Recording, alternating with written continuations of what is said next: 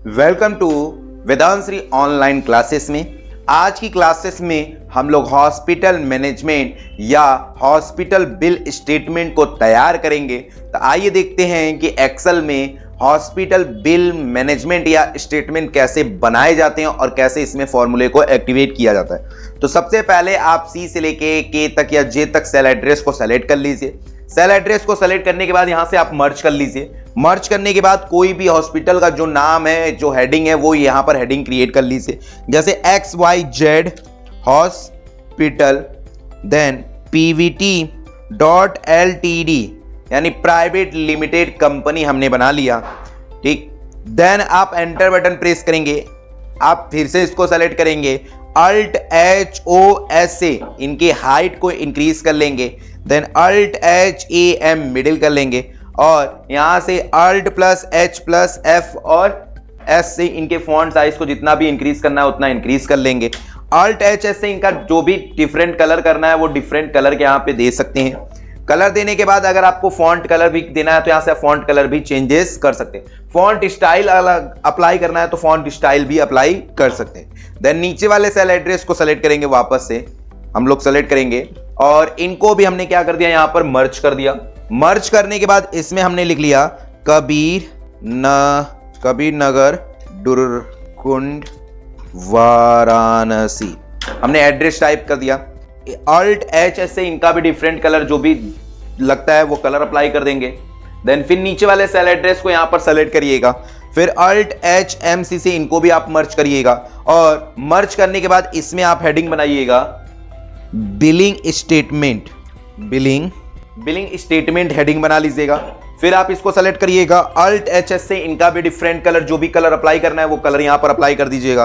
Colour apply करने के बाद हम नीचे वाले हेडिंग पे आइएगा, यानी A4 सेल एड्रेस पर आ जाइएगा और A4 सेल एड्रेस पर आने के बाद यहां पर हम लोग SR नंबर, सीरियल नंबर, फिर आगे बढ़ेंगे।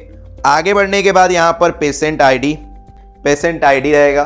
ठीक, अब यहां पर पेशेंट नेम कर देंगे। फिर आगे बढ़ेंगे, वार्ड टाइप या फादर्स नेम लिख देते हैं यहां पर नेम। फिर आगे बढ़ते हैं ADD एड्रेस टाइप कर देते हैं। एड्रेस टाइप करने के बाद अगला जो हमारा रहेगा, यहां पर आगे बढ़ते हैं तो यहां पर वार्ड टाइप रहेगा, वार्ड। फिर आगे बढ़ते हैं। आगे बढ़ने के बाद यहां पर एडमिशन डेट कर देंगे। फिर हम लोग आगे बढ़ेंगे। आगे बढ़ने के बाद यहां पर अगला जो हेडिंग रहेगा वो डिस्चार्ज डेट रहेगा, तो यहां पर आप डिस्चार्ज डेट। फिर आगे बढ़ेंगे, अगला आएगा नंबर ऑफ डेज। जो अगली हमारी हेडिंग रहेगी वो हेडिंग रहेगी नंबर ऑफ डेज की, तो यहां पर आप लिखेंगे नंबर ऑफ डेज। फिर आगे बढ़ेंगे, टैब बटन प्रेस करेंगे, दूसरे वाले सेल में आ जाएंगे और यहां पर वार्ड चार्जेस आपने लिख लिया। देन फिर एंटर बढ़ेंगे। एंटर करने के बाद यहां पे डॉक्टर फीस हम लोग फिर आगे बढ़ेंगे। अगली जो हेडिंग हमारी रहेगी वो रहेगी टोटल अमाउंट। अब क्या करना है, हमने हेडिंग बना लिया।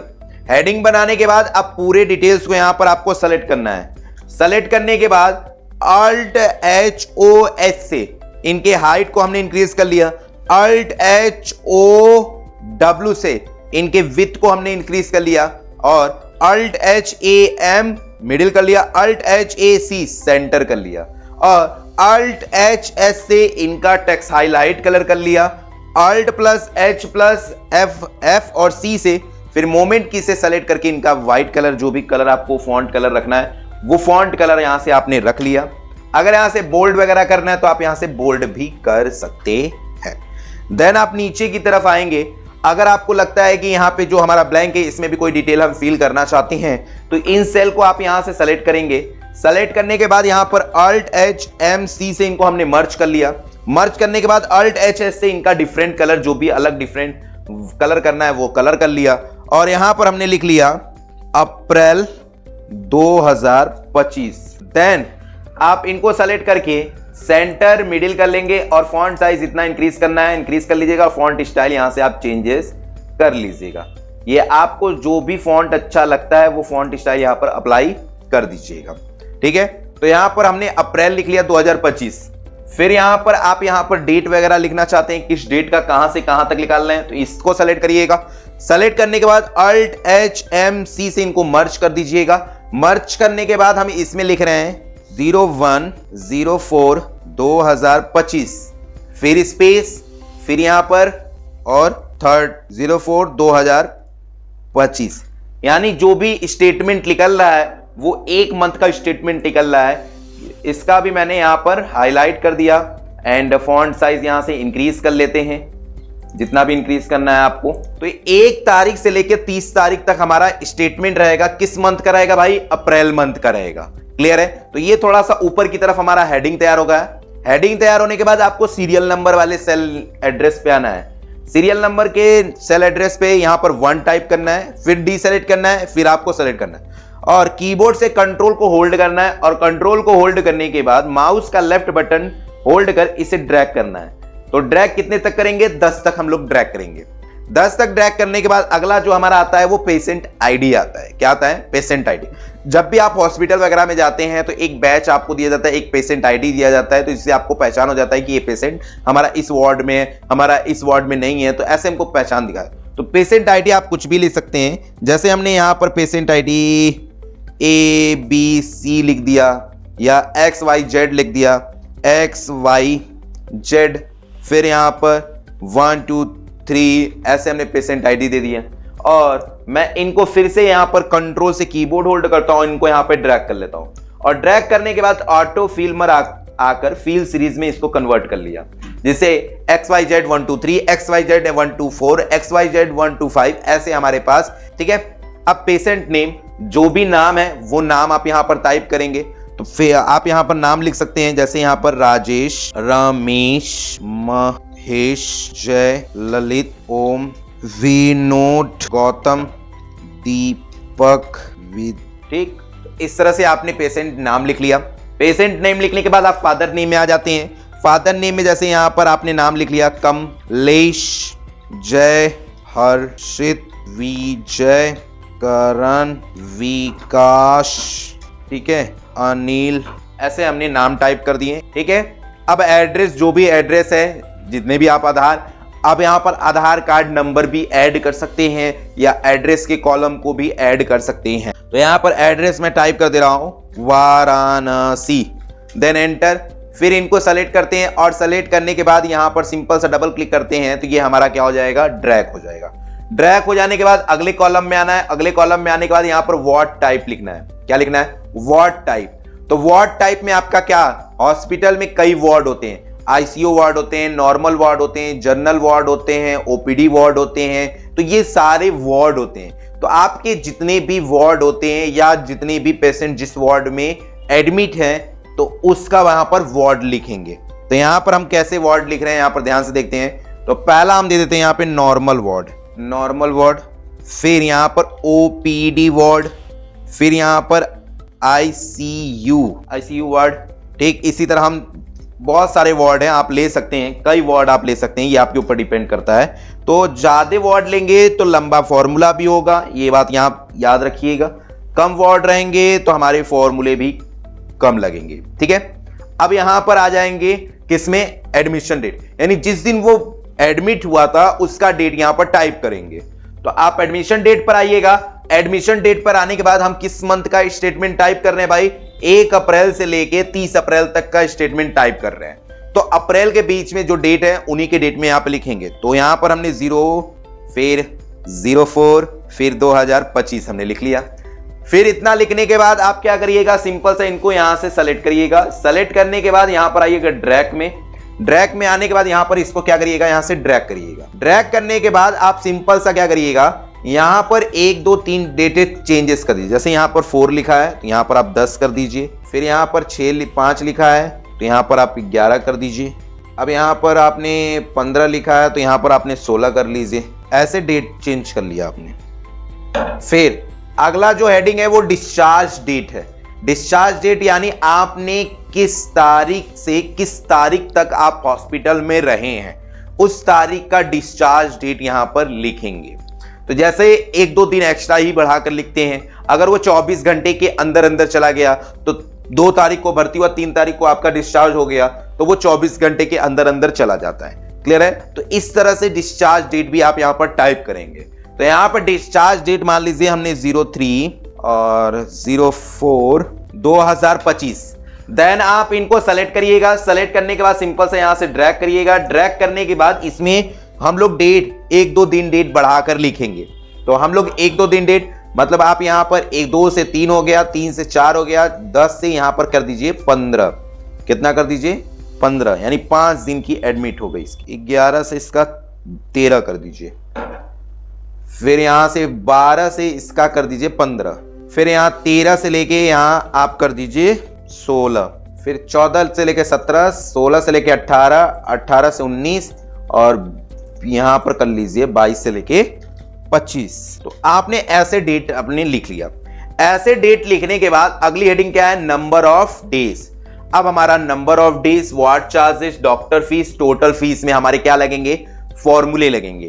तो आइए लगाते हैं, कैसे फॉर्मूला लगाएंगे ध्यान से देखते हैं। तो सबसे पहला number of days, number of days में कितने दिन वो रहा है उसका यहां पर निकालेंगे। तो यहां पर आएंगे नंबर ऑफ डेज में और यहां पर लिखेंगे is equal to discharge date का सेल एड्रेस। अगर आप इसमें जिस दिन वो डिस्चार्ज हो उस दिन का भी आप यहां पर उसको उस दिन का भी डेट ऐड करना चाहते हैं, तब आप क्या करेंगे, यहां पर करेंगे is equal to bracket open discharge date का cell address minus admission date का cell address bracket close plus 1 कर देंगे। क्या कर देंगे, +1, यानी जिस डेट से जिस डेट तक वो रहा है और उस डेट से उस डेट तक जितना दिन आ रहा है और जिस दिन वो बिलिंग करा रहा है उस दिन का भी वो डेट जोड़ा जाएगा। तो यहां पर +1 कर देंगे। Then enter. एंटर करने के बाद यहां पर क्या करेंगे, सिंपल सा यहां से ड्रैग कर देंगे तो ये आ गया हमारा। ठीक है, अब हमारा क्या है, यहां पर वार्ड चार्जेस, यानी जितने दिन वो रहा है उतने दिन के हिसाब से फीस देंगे। यानी हर एक वार्ड का अलग अलग फीस होता है, तो जितने दिन रहा है उसके हिसाब से यहां पर फीस लेंगे। तो आइए लगाते हैं फॉर्मूला। तो यहां पर लगेगा formula is equal to if bracket open, bracket open होने के बाद वार्ड टाइप का सेल एड्रेस देंगे। किसका देंगे, वार्ड टाइप का आप यहां पर सेल एड्रेस दे देंगे। वार्ड टाइप का आपने सेल एड्रेस दे दिया।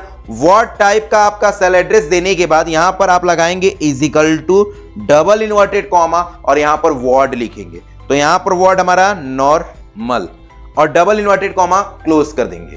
ठीक, अब यहां पर फिर से आप क्या करेंगे, कॉमा लगाएंगे, नंबर ऑफ डेज का सेल एड्रेस दे देंगे। नंबर ऑफ डेज का सेल एड्रेस देने के बाद यहां पर इनटू करेंगे।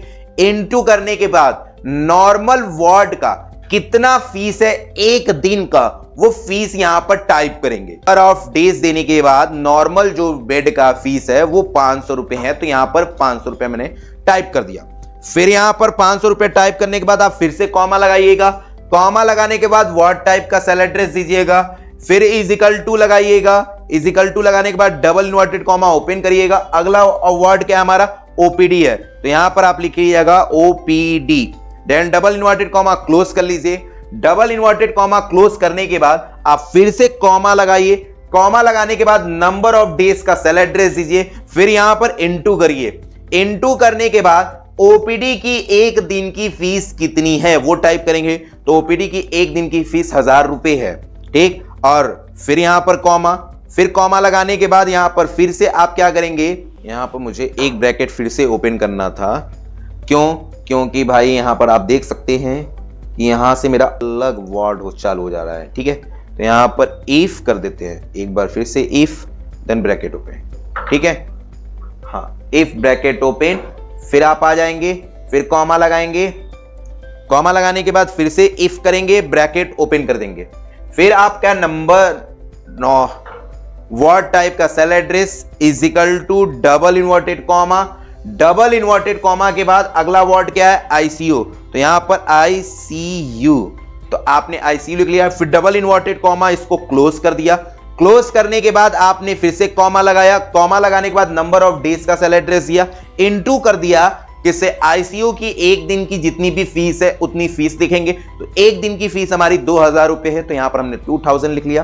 देन अब हमने जितनी बार भी ब्रैकेट को ओपन किया उतनी बार यहां पर ब्रैकेट को क्लोज करेंगे। तो हमने 3 बार ओपन किया है तो 3 बार क्लोज भी कर दे रहे हैं। देन एंटर प्रेस कर दे रहे हैं। तो ये देखिए हमारा ये कौन सा वार्ड है, तो ये नॉर्मल वार्ड है और रहा कितने दिन है, 2 दिन रहा है। तो नॉर्मल वार्ड का फीस कितना था, 500 रुपए है। तो 500 हिसाब के 2 दिन का हो गया 1000 रुपए, तो यहाँ 1000 रुपए आ गया। इसी तरह हम क्या करेंगे, सिंपल से इनको हम लोग यहाँ सेलेक्ट करेंगे, सेलेक्ट करने के यहाँ पर ड्रैग करेंगे, जैसे ही ड्रैग करेंगे तो यहाँ पर हमारा ये आ गया। क्लियर है? ये देखिए ये भी हमारा क्या है, ओपीडी है। ओपीडी की एक दिन की फीस कितनी थी भाई, 1000 रुपए थी, तो 2 दिन की फीस कितनी हो जाएगी, 2000 रुपए हो जाएगी। क्लियर है? तो ये था हमारा क्या, वार्ड चार्जेस।